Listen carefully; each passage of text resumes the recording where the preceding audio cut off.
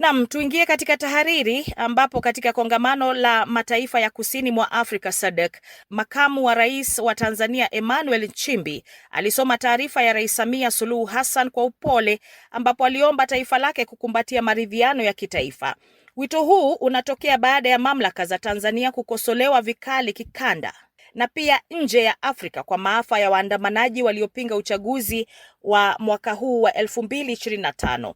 Maelfu wameuawa, wengine wanasalia korokoroni, mali ya mamilioni ya fedha imeharibiwa. Kila uchao vyombo vya dola vinaendelea na msako mkali kuwinda wanaotuhumu kuwa wakuu wa maandamano. Kiongozi mkuu wa upinzani Tundu Lissu angali anazuiliwa korokoroni. Rais Samia angali kutoa kauli kamili ya mchakato wake wa kuleta maridhiano na kuponya taifa. Tahariri ya leo inaangazia masuala makuu yanayofanikisha maridhiano. Tahariri hiyo inawasilishwa kwako na Kennedy Wandera. Rais Samia Suluhu Hassan amekuwa akihubiri maridhiano tangu aingie madarakani, akijaribu kuonesha sura ya mama wa upendo, kiongozi wa hekima na mleta umoja. Lakini nyuma ya taswira hiyo laini kuna majeraha makubwa ambayo bado hayajapona. Ni rahisi kutamka neno maridhiano, lakini ni neno lenye uzito linalotaka ujasiri wa kukubali ukweli mchungu. Je, Suluhu anataka maridhiano na nani? Kwa misingi gani? Waliouliwa hawajazikwa kwa haki, walioteswa hawajasamehe, na walioporwa kura hawajapewa nafasi ya kuzungumza, lakini pia kuna waliokamatwa kwa kisingizio cha uhaini.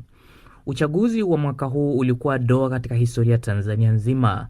Ulijaa ukiukaji wa haki za binadamu, ubakaji wa demokrasia na utawala wa hofu. Maelfu ya raia walinyimwa haki yao ya kupiga kura kwa amani.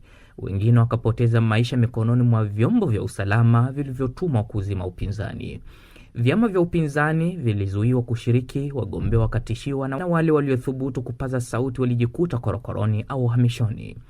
Leo hii Rais Samia Suluhu anapozungumzia maridhiano, maneno yake yanaumiza zaidi kuliko kutuliza. Maridhiano ya kweli huanza kwa kukiri makosa. Kabla ya kuhubiri umoja, Suluhu anatakiwa kukubali kwamba uchaguzi ule haukuwa huru wala wa haki, ilivyosema Umoja wa Afrika. Akiri kwamba serikali iliwanyanyasa wananchi kwa kutumia vyombo vya dola, kwamba damu ilimwagika kwa sababu ya uchaguzi uliopangwa. Bila kukubali ukweli, maridhiano yake yatabaki maigizo ya kisiasa tu. Maridhiano si maneno matamu tu, ni kukiri uhalifu na kuwajibika. Wale walioua wananchi wasio na hatia lazima wafikishwe mbele ya sheria. Viongozi wa upinzani kama Tundu Lissu na wenzake waachiwe huru bila masharti. Vyama vyote viruhusiwa kushiriki katika uchaguzi mpya utakaosimamiwa kwa uwazi na uadilifu na tume huru. Haki ikipatikana ndipo amani ya kweli tarejea nchini Tanzania. Ni unafiki mkubwa kwa Rais Samia kutaka dunia iamini kuwa yeye ni kiongozi wa maridhiano, ili hali bado anamiliki urithi wa ukandamizaji. Watanzania hawahitaji ahadi zisizo na vitendo, bali wanataka kuona mageuzi halisi. Amani ya kweli hujengwa juu ya haki, si juu ya hofu. Hivyo ikiwa Suluhu anamaanisha kile anachokisema, anze na hatua za kivitendo: kukiri ukweli, kuomba msamaha, kuwajibisha wauaji na kuruhusu uchaguzi huru.